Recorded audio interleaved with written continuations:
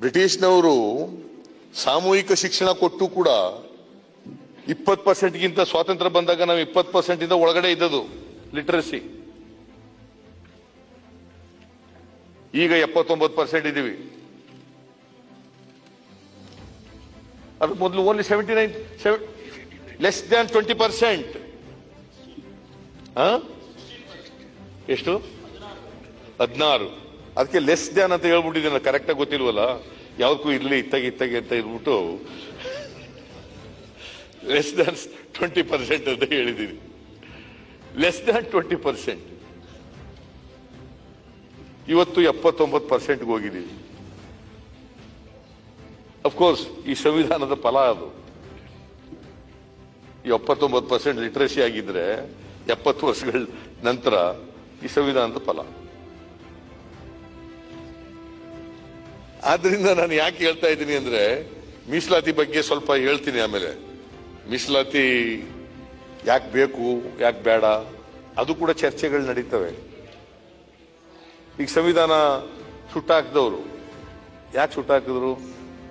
ಬಾಬಾ ಸಾಹೇಬ್ ಅಂಬೇಡ್ಕರ್ ಅವರ ಅಧ್ಯಕ್ಷತೆಯಲ್ಲಿ ರಚನೆ ಆಗಿರ್ತಕ್ಕಂಥ ಈ ಸಂವಿಧಾನ ಇದೆಯಲ್ಲ, ಸಂವಿಧಾನ ಸುಟ್ಟಾಕಿದ್ರೆ ಲಿಬರ್ಟಿ, ಈಕ್ವಾಲಿಟಿ, ಫ್ರೆಟರ್ನಿಟಿ ಸುಟ್ಟಾಕದಾಗ.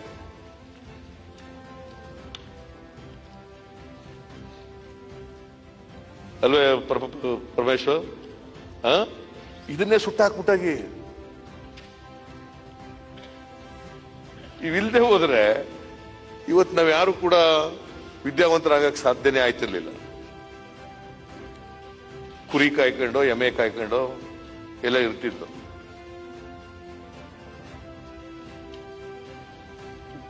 ಸೊ ಈ ಸಂವಿಧಾನ ಬಂದದ್ರಿಂದ ನಮಗೆ ಇವೆಲ್ಲ ಸಿಕ್ಲಿಕ್ಕೆ ಸಾಧ್ಯ ಆಯ್ತು. ಸೊ ಸಂವಿಧಾನ ಕರ್ತೃಗಳು ಬಹಳ ದೂರದ ಆಲೋಚನೆ ಇಟ್ಟುಕೊಂಡು ಎಂತ ಸಮಾಜ ನಿರ್ಮಾಣ ಆಗಬೇಕು, ಅದಕ್ಕೆ ಇವ್ರನ್ನ ಭವಿಷ್ಯವಾಣಿ ಅಂಬೇಡ್ಕರ್ ಅವರು ಮೊದಲೇ ನುಡಿದಿದ್ರು, ನಮ್ಮ ದೇಶಕ್ಕೆ ಏನಾಗುತ್ತೆ ಏನಾಗಲ್ಲ ಅಂತಕ್ಕಂಥ ಭವಿಷ್ಯವಾಣಿಯನ್ನು ದುಡಿದಿದ್ರು. ಇಷ್ಟು ವರ್ಷಗಳಾದ್ರೂ ಕೂಡ ಇನ್ನೂ ಸಮಸ್ಯೆಗಳಿಗೆ ಪರಿಹಾರ ಸಿಕ್ಕಿಲ್ಲ. ಹೊಸ ಹೊಸ ಸಮಸ್ಯೆಗಳು ಸೇರ್ಕೊತಾ ಇದ್ದಾವೆ, ಮತ್ತೆ ಹೊಸ ಹೊಸ ಸವಾಲುಗಳು ಉದ್ಭವ ಆಗ್ತವೆ. ಎಲ್ಲರಿಗೂ ಸಮಾನ ಅವಕಾಶಗಳನ್ನು ಕಲ್ಪಿಸಿಕೊಟ್ಟಿದ್ರು ಕೂಡ, ರಾಜಕೀಯ, ಸಾಮಾಜಿಕ, ಆರ್ಥಿಕ ಇವೆಲ್ಲ ಮಾಡಿಕೊಟ್ಟಿದ್ರು ಕೂಡ. ಆಮೇಲೆ ಕೆಲವರೆಲ್ಲ ಮಾತಾಡ್ತಿದ್ರು, ಯಾರು ಮೀಸಲಾತಿ 10 ವರ್ಷದವರೆಗೆ ಅಂಬೇಡ್ಕರ್ ಅವರು ಹೇಳಿದ್ರು, ಯಾಕೆ ಇನ್ನೂ ಎಷ್ಟು ವರ್ಷ ಇರಬೇಕು ಮೀಸಲಾತಿ? ಈಗ ಮೀಸಲಾತಿ ಯಾರಿಗಿಲ್ಲ ಅಂತ ಹೇಳಿ ನೋಡೋಣ. Who is not getting the reservation? ಎಲ್ಲರಿಗೂ ಸಿಗ್ತಲ್ಲ. ಈಗ ಬ್ರಾಹ್ಮಣರಿಗೂ ಮೀಸಲಾತಿ ಸಿಕ್ಕದಂಗ ಆಯ್ತಲ್ಲ, ಆರ್ಥಿಕವಾಗಿ 10% ಕೊಡ್ಬೇಕು ಅಂತ. ಯಾರಿಗೆ ಸಿಗ್ತಾ ಇಲ್ಲ ಮೀಸಲಾತಿ? ಎಲ್ರಿಗೂ ಸಿಗ್ತಾ ಇದೆ ಮೀಸಲಾತಿ. ಏನ್ ಮಂಡಲ್ ಕಮಿಷನ್ ವರದಿ ಯುಪಿ ಸಿಂಗ್ ಅವರು ಜಾರಿ ಕೊಡ್ತೀವಿ ಅಂತ ಹೇಳಿದ ತಕ್ಷಣನೇ ಏನ್ ಬೆಂಕಿ ಎತ್ಕೊಬಿಡ್ತು. ಮಕ್ಕಳುಗಳೆಲ್ಲ ಸೀಮೆಣ್ಣೆ ಸುರ್ಕೊಂಡು ಆತ್ಮಹತ್ಯೆ ಮಾಡ್ಕೊಳ್ಳೋ ಮಟ್ಟಿಗೆಲ್ಲ ಹೊರಟೋಗ್ಬಿಟ್ರು.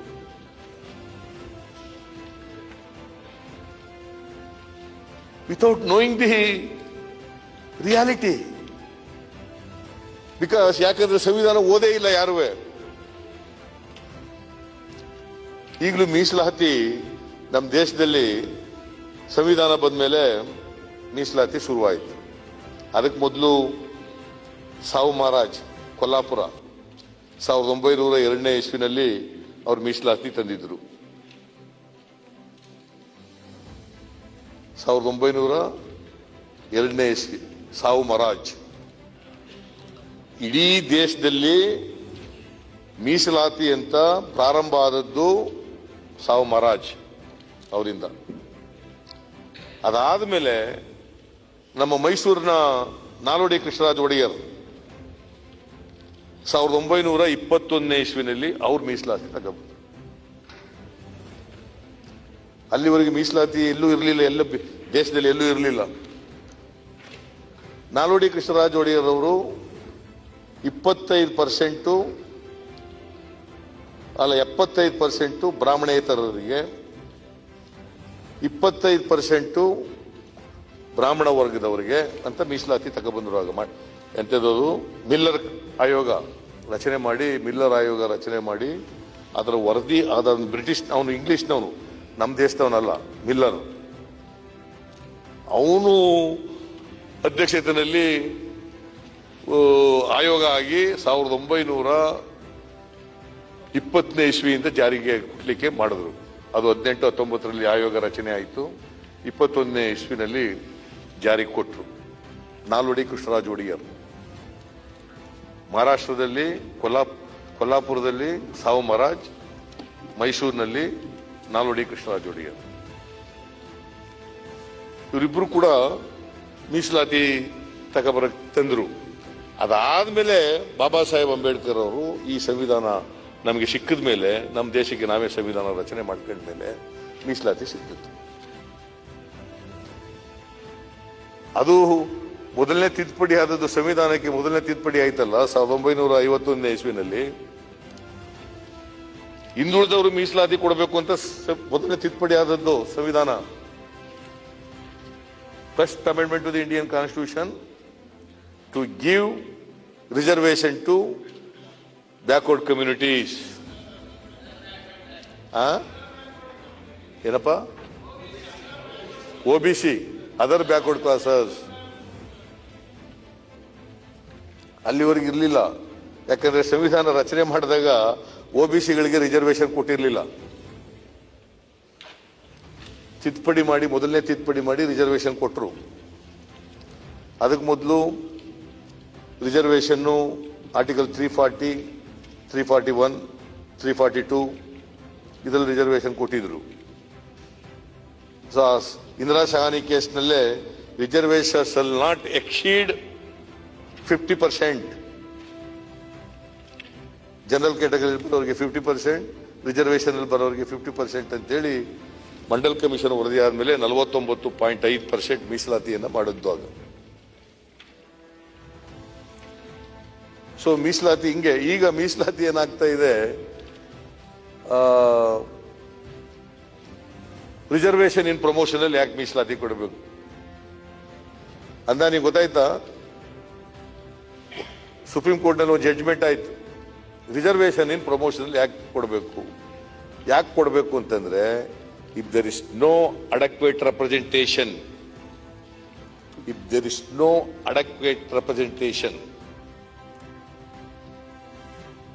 ಆ ಅಡಕ್ವೆಶಿ ಬರ್ಲಿಕ್ಕೋಸ್ಕರವಾಗಿ ರಿಸರ್ವೇಶನ್ ಅಲ್ಲೂ ಕೂಡ ಮೀಸಲಾತಿ ಕೊಡಬೇಕು.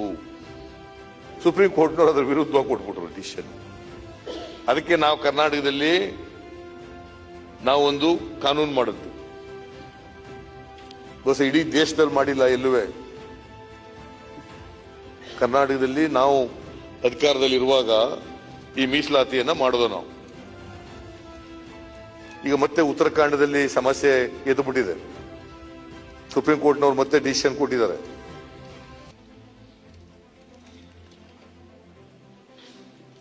ಮತ್ತೆ ರಿಸರ್ವೇಶನ್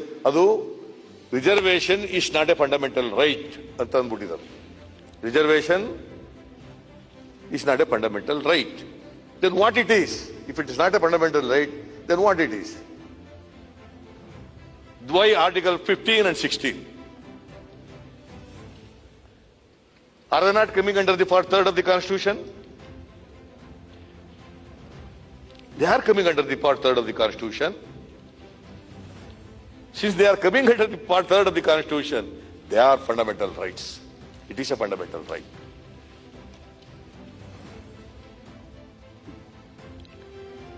ಹದಿನೈದರಲ್ಲಿ ತಾನೇ ಹೇಳಿರೋದು.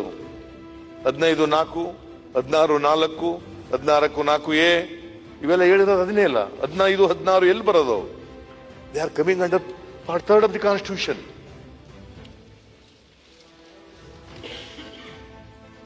ಸೊ ನಾನು I urge upon government of India to bring an amendment to nullify the decision taken by the Honorable Supreme Court.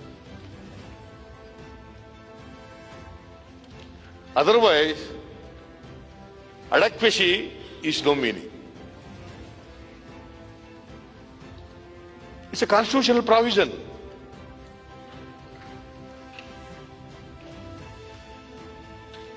Adequacy has no meaning. ಅದಕ್ಕೇನು ಅರ್ಥನೇ ಇರೋದಿಲ್ಲ ಆಗ. ಮತ್ತೆ ಸಮಾನತೆ ಬರಬೇಕು, ಸಮಾಜ ನಿರ್ಮಾಣ ಆಗಬೇಕು. ಅದಕ್ಕೆ ಹೇಳಿದೆ ನಾನು ಅವತ್ತು ಮೊನ್ನೆ, ಎಲ್ಲಿವರೆಗೆ ಜಾತಿ ವ್ಯವಸ್ಥೆ ಇರ್ತದೆ ಅಲ್ಲಿವರೆಗೆ ಮೀಸಲಾತಿ ಇರಲೇಬೇಕು. ಅದಕ್ಕೆ ಅಂಬೇಡ್ಕರ್ ಹೇಳಿದ್ರು, reservation is not A charity, it's A right. Ambedkar ಹೇಳಿರೋ ಮಾತು ಇದು. It's A right enshrined in the Constitution in order to rectify mistakes committed in the past.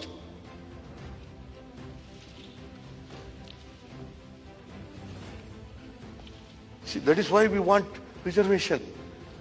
10 ವರ್ಷ ಪಾಪ ಅಂಬೇಡ್ಕರ್ ತಿಳ್ಕೊಂಡಿದ್ರು ಅನ್ನೋ ಕಾಣಿಸುತ್ತೆ. ಈ ದೇಶ ಆಳಕ್ ಬರೋರು, ಆಡಳಿತ ಮಾಡೋರು 10 ವರ್ಷದಲ್ಲಿ ಸಮಾನತೆ ತಂದ್ಬಿಡ್ತಾರೆ ಅಂತ ಅನ್ಕೊಂಡಿದ್ರು ಪಾಪ. ಅದು ಆಗ್ಲಿಲ್ವಲ್ಲ. ಅದಕ್ಕೆ ಅವ್ರು ಹೇಳಿದ್ರು, ಈ ಜಾತಿ ವ್ಯವಸ್ಥೆ ಎಲ್ಲ ಇದೆಯಲ್ಲ, ಇದು ದೇಶದ್ರೋಹ ಅಂತ ಹೇಳಿದ್ರು. ಕಾಸ್ಟ್ ಸಿಸ್ಟಮ್ ಅದು ದೇಶದ್ರೋಹ. ಜಾತಿ ಹೋಗ್ಬೇಕು. ಎಷ್ಟು ವರ್ಷದಿಂದ ಜಾತಿ ಹೋಗ್ಬೇಕು ಅಂತ ಹೇಳ್ತೀವಪ್ಪ? ಚಾರ್ವಾಕನ ಕಾಲದಿಂದ ಹೇಳ್ಕೊ ಬಂದಿದ್ದೀವಿ. ಚಾರ್ವಾಕ ಆ ಕಾಲದಿಂದ ಹೇಳ್ಕೊ ಬಂದಿದ್ದೀವಿ. ಬುದ್ಧನ ಕಾಲದಿಂದ, ಬಸವಣ್ಣವ್ರ ಕಾಲದಿಂದ ಬಹಳ ಎಷ್ಟು ಹೇಳ್ಕೊ ಬಂದಿದ್ದೀವಿ. ಇವನಾರವ ಎಂದೆನಿಸದಿರಯ್ಯ, ಇವ ನಮ್ಮವ ಎಂದೆನಿಸಯ್ಯ, ನಿನ್ನ ಮನೆಯ ಮಗನೆಂದೆನಿಸಯ್ಯ, ಕೂಡಲ ಸಂಗಮ ದೇವ. ಎಷ್ಟು ಸಾರಿ ಹೇಳ್ಕೊ ಬಂದಿದ್ದೀವಿ. ಕನಕದಾಸರು ಕೂಡ ಹೇಳಿದ್ರು, ಕುಲವೆಂದು ಒಡೆದಾಡದಿರಿ, ಕುಲದ ನೆಲೆಯನ್ನೇನಾದರೂ ಬಲ್ಲಿರ.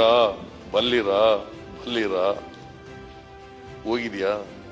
ಅದಕ್ಕೆ ನಾನು ಯಾವಾಗಲೂ ಸಾರ್ವಜನಿಕವಾಗಿ ಭಾಷಣ ಮಾಡುವಾಗ ಒಂದು ಹೇಳ್ತಾ ಇರ್ತೀನಿ. ಈ ಸೇದ ಬಾವಿಗಳಿದ್ದ ಏನೋ ಗೊತ್ತಿಲ್ಲ, ಈಗ ಹಳ್ಳಿಗಳಲ್ಲಿ ಸೇದ ಬಾವಿ, ಬೋರ್ವೆಲ್ಗಳೆಲ್ಲ ಬಂದ್ಬಿಟ್ಟ ಮೇಲೆ ಸೇದ ಬಾವಿಗಳೆಲ್ಲ ಹೊಟ್ಟೋಗ್ಬಿಟ್ಟಿದ್ದಾವೆ.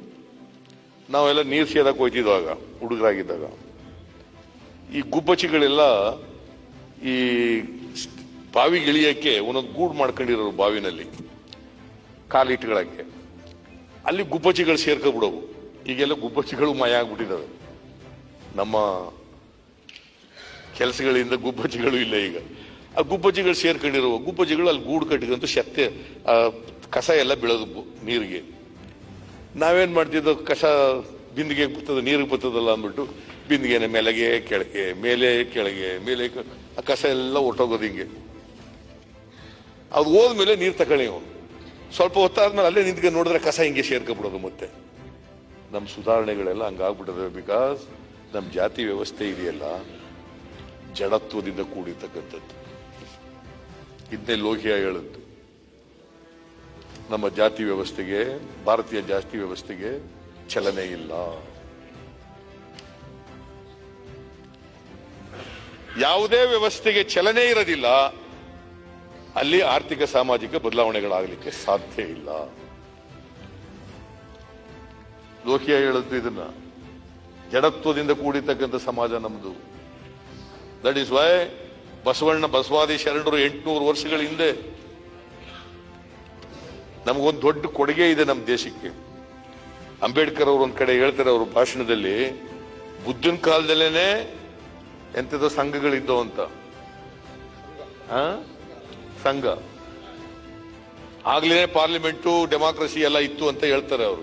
ಒಂದು ಅಧ್ಯಯನದ ಪ್ರಕಾರ ಆಗ್ಲೇನೆ ಇತ್ತು. 2500 ವರ್ಷಗಳ ಹಿಂದೆ ಬುದ್ಧನ ಕಾಲದೇನೆ. ಬಸವಣ್ಣವ್ರ ಕಾಲದಲ್ಲಂತೂ ನಾವು ಇವತ್ತು ನೋಡ್ತಾ ಇರ್ತಕ್ಕಂಥ ಪಾರ್ಲಿಮೆಂಟರಿ ಸಿಸ್ಟಮ್ ಇದೆಯಲ್ಲ, ಅದಾಗಲೇ ಬಂದ್ಬಿಟ್ಟಿತ್ತು, ಅನುಭವ ಮಂಟಪ. ಅದಕ್ಕೆ ಅಂಬೇಡ್ಕರ್ ಅವರು ಹೇಳಿದ್ರು, ಅಲ್ಲ ಬಸವಣ್ಣವ್ರು ಹೇಳಿದ್ರು, ಯಾಕೆ ಅನುಭವ ಮಂಟಪ ಮಾಡಿ ಇವತ್ತು ನಾವೆಲ್ಲ ಇಲ್ಲಿ ಎಲ್ಲ ಜಾತಿ ವರ್ಗದವರೆಲ್ಲ ಇಲ್ಲಿ ಬಂದು ಕೂತ್ಕೊತೀವಿ. ಮೊದಲು ನಮ್ಮದು ಶ್ರೇಣೀಕೃತ ಸಮಾಜ, ಒಂದು ಜಾತಿ ಮೇಲೆ ಒಂದು ಜಾತಿ ಜೋಡಿಸ್ಬಿಟ್ಟಿದ್ರು. ಈ ಸಮಾಜ ವರ್ಟಿಕಲ್ ಆಗಿರಬಾರ್ದು, ವಿ ಮಸ್ಟ್ ಡೆಮಾಲಿಶ್. ವರ್ಟಿಕಲ್ ಆಗಿರ್ತಕ್ಕಂಥ ಸಮಾಜನ ಡೆಮಾಲಿಶ್ ಮಾಡಿ ಆರ್ಟಿಕಲ್ ಆಗಿ ಆರಿಜಾಂಟಲ್ ಆಗಿರ್ಬೇಕು ಅಂತ ಹೇಳಿ. ಆರಿಜಾಂಟಲ್ ಆಗಿರ್ಬೇಕು, ಎಲ್ಲರೂ ಕೂಡ ಸಮಾನವಾಗಿ ಕೂತ್ಕೋಬೇಕು. ಯಾವುದೇ ಜಾತಿಯವನಾಗಿರ್ಲಿ, ಯಾವುದೇ ಧರ್ಮಕ್ಕೆ ಸೇರಿರಲಿ, ಯಾವುದೇ ಹಿನ್ನೆಲೆಯಿಂದ ಬಂದಿರಲಿ, ಯಾವುದೇ ಪ್ರದೇಶದಿಂದ ಬಂದಿರಲಿ, ಎಲ್ಲರೂ ಸಮಾನವಾಗಿ ಕೂತ್ಕೋಬೇಕು. ಅದಕ್ಕೋಸ್ಕರ ಅನುಭವ ಮಂಟಪವನ್ನ 900 ವರ್ಷ ಆಗಿರ್ಬೇಕು. ಈಗ 900 ವರ್ಷಗಳ ಹಿಂದೆನೆ ಏನಪ್ಪಾ ಈಶ್ವರ್, 900 ವರ್ಷ ಆಯ್ತಲ್ವಾ? ಯಾಕಂದ್ರೆ ನಾನು ಸಣ್ಣ ಹುಡುಗನಂತಿಂದ 850 ವರ್ಷ ಅಂತಲೇ ಹೇಳ್ತಾ ಇದ್ದೀನಿ. 875. Okay, I will go by you. ನೀನ್ ಯಾಕಂದ್ರೆ ನೀವು ಜನರಲ್ ಸೆಕ್ರೆಟರಿ ಅಲ್ವಾ ವೀರಶೈವ ಮಹಾಸಭಕ್ಕೆ, ನಿನ್ನ ಮಾತನ್ನೇ ನಂಬ್ಕತೀನಿ ನಾನು. ಸುಮಾರು 900 ವರ್ಷಗಳಾಯ್ತಾ ಬಂತು. ಇನ್ನೂ ಕೂಡ ಸಂವಿಧಾನ ಬಂದು 70 ವರ್ಷ ಆಯ್ತು. ಬುದ್ಧನ ಕಾಲ ಬಂದು 2 ವರ್ಷ ಆಯ್ತು, 2,500 ವರ್ಷ ಆಯ್ತು. ಜೈನ್ ಧರ್ಮ ಅದಕ್ಕಿಂತ ಹಿಂದಿನದು. ಆದ್ರೂ ಕೂಡ ನಮ್ಮ ವ್ಯವಸ್ಥೆ ಮಾತ್ರ ಬದಲಾವಣೆ ಆಗ್ತಾ ಇಲ್ಲ. ಅವರು ಇವರಿಗೆ ರೌಂಡ್ ಟೇಬಲ್ ಕಾನ್ಫರೆನ್ಸ್ ಹೋಗಿದ್ ಬಂದ್ಮೇಲೆ ಒಂದು ಪತ್ರ ಬರೀತಾರೆ. ಸಾಯವರೆಗೂ ಆ ಪತ್ರ ಇಟ್ಕೊಂಡಿರ್ತಾರೆ, ಮೇಷ್ಟ್ರ ಪತ್ರವನ್ನು ಇಟ್ಕೊಂಡಿರ್ತಾರೆ ಅಂಬೇಡ್ಕರ್ ಅವರು. ಸಾಯವರೆಗೂ ಆ ಪತ್ರ ಇಟ್ಕೊಂಡಿರ್ತಾರೆ. ಸೊ ಆ ಮೇಷ್ಟ್ರಗಳ ಬಗ್ಗೆ ಬಹಳ ಗೌರವ. ಈ ಎಂತವನವರು ಇನ್ನೊಬ್ಬರ ಹೆಸರು ಏನು ಹೇಳಿದಲ್ಲ, ಪೆಂಡ್ಸೆ. ಆ ಪೆಂಡ್ಸೆನವ್ರು ಏನಾಯ್ತದೆ, ಒಂದ್ಸರಿ ಅಂಬೇಡ್ಕರ್ ಅವರು ಮಳೆಯಲ್ಲಿ ನೆನಕ ಬಂದ್ಬಿಡ್ತಾರೆ ಶಾಲೆಗೆ. ಮಳೆಯಲ್ಲಿ ನೆನಕ ಬಂದ್ಬಿಟ್ಟಾಗ ಬಟ್ಟೆ ಇಲ್ಲ. ಯಾಕಂದ್ರೆ ಅವರು ನಮ್ಮ ತರ ಈ ತರ ಕಾಲ್ವರೆಗೂ ಪಂಚೆ ಉಟ್ಕೋತಿರ್ಲಿಲ್ಲ, ತುಂಡು ಪಂಚೆ ಇಲ್ಲಿವರೆಗೆ ಉಟ್ಕೊ ಬರೋದಂತೆ. ಒಂದು ಬಟ್ಟೆ ಹಾಕೊಂಡು ಬರೋರು ನೆನಕ ಬಂದ್ಬಿಟ್ಟಿದ್ದಾರೆ. ಏನ್ ಮಾಡೋದು, ಆ ಮೇಷ್ಟ್ರು ಅವ್ರ ಮನೆಗೆ ಕರ್ಕೊಂಡು ಹೋದ್ರಂತೆ. ನಮ್ಮ ಮನೆಗೆ ಬಾ ಅಂದ್ಬಿಟ್ಟು ಪೆಂಡ್ಸೆ ಕರ್ಕೊ ಹೋಗ್ಬಿಟ್ಟು ಆ ಬಟ್ಟೆನೆಲ್ಲ ಒಣಗಿಸ್ಬಿಟ್ಟು ಅವರ ಮಗಂದು ಯಾವುದೋ ಒಂದು ಉಟ್ಕೊಳ್ಳಿಕ್ಕೆ ಒಂದು ಇದು ಕೊಡ್ತಾರೆ. ಅದಾದ್ಮೇಲೆ ಇವನು ಮತ್ತೆ ಆರೋದಿಲ್ಲ, ಹಂಗೆ ಬಂದ್ಬಿಡ್ತಾರೆ ಇವರು. ಬಟ್ಟೆ ಆರಿರೋದಿಲ್ಲ, ಶಾಲೆಗೆ ಬಂದ್ಬಿಡ್ತಾರೆ. ಯಾಕಂದ್ರೆ ಕ್ಲಾಸ್ ತಪ್ಪಿಸ್ಕೋಬಾರ್ದಲ್ಲ, ಪಾಠ ಕೇಳೋದು ತಪ್ಪಿಸ್ಕೋಬೇಕಲ್ಲ, ಅದಕ್ಕೋಸ್ಕರ ವಾಪಸ್ ಬಂದ್ಬಿಡ್ತಾರೆ. ಆಗೆಲ್ಲ ಬಹಳ ಅವಮಾನ ಮಾಡ್ತಾರೆ ಅಂಬೇಡ್ಕರ್ ಅಲ್ಲಿ. ಸೊ ಈ ಪೆಂಡ್ಸೆ ಮತ್ತೆ ಅಂಬೇಡ್ಕರ್, ಈ ಇಬ್ಬರು ಮೇಷ್ಟ್ರುಗಳು, ಇಬ್ಬರು ಬ್ರಾಹ್ಮಣರುಗಳು, ಆ ಇಬ್ಬರು ಮೇಷ್ಟ್ರುಗಳು ಕೂಡ ಅಂಬೇಡ್ಕರ್ ಅವರಿಗೆ ಒಂದು ನೈತಿಕವಾದಂತ ಬೆಂಬಲವನ್ನ ಕೊಡ್ತಾರೆ. ಬಿಕಾಸ್ ಅನ್ಟಚಬಿಲಿಟಿನ ಅವ್ರು ಅಪೋಸ್ ಮಾಡ್ತಾ ಇದ್ರು.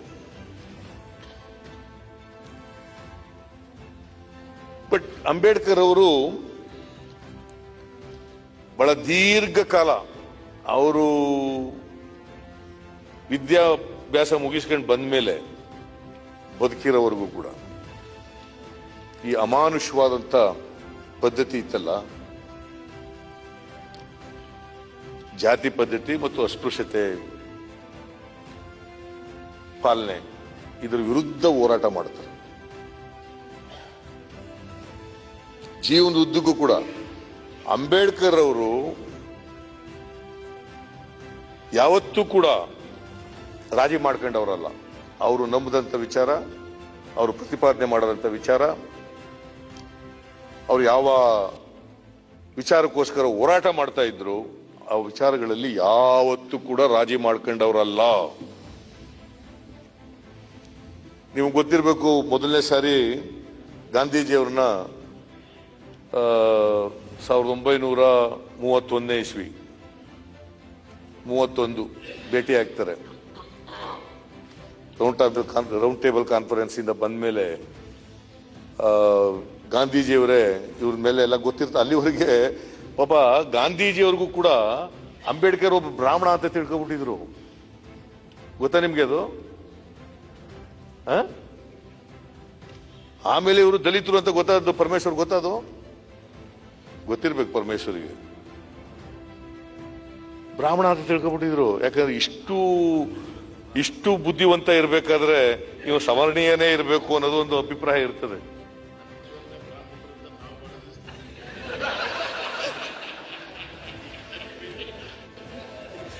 ಇಲ್ಲ, ಸದನಕ್ಕೆಲ್ಲ ಗೊತ್ತಾಗ್ಲಿಲ್ಲ, ಕೆಲವರಿಗೆ ಗೊತ್ತಾಯ್ತು. ನಾನು ಹೇಳ್ಬಿಡ್ತೀನಿ. ರಮೇಶ್ ಕುಮಾರ್ ಅವ್ರು ಹೇಳಿದ್ರು ಪರಮೇಶ್ವರ್ ಅವ್ರನ್ನೇ ಬ್ರಾಹ್ಮಣರು ಅಂತ ನಾವು ತಿಳ್ಕೊಂಡಿದೀವಿ ಅಂತ. ಏನಂತ ಬಹಳ ಜನ ತಿಳ್ಕೊಂಡಿದ್ವಿ ಅಂತ. ಇಲ್ಲ, ಅದು ಸಂವಿಧಾನ ಬಂದು 70 ವರ್ಷದ ಮೇಲೆ ಈ ಬದಲಾವಣೆ ಆಗಿರೋದು.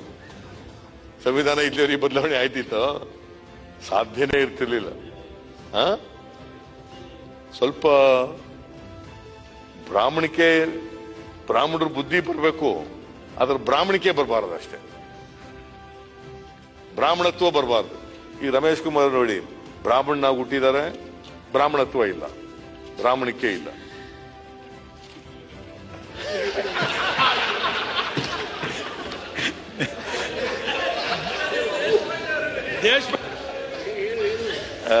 ಇಲ್ಲ, ದೇಶಪಾಂಡೆರಿಗೂ ಜಾತಿಗಿತ್ತು ಇಲ್ಲ.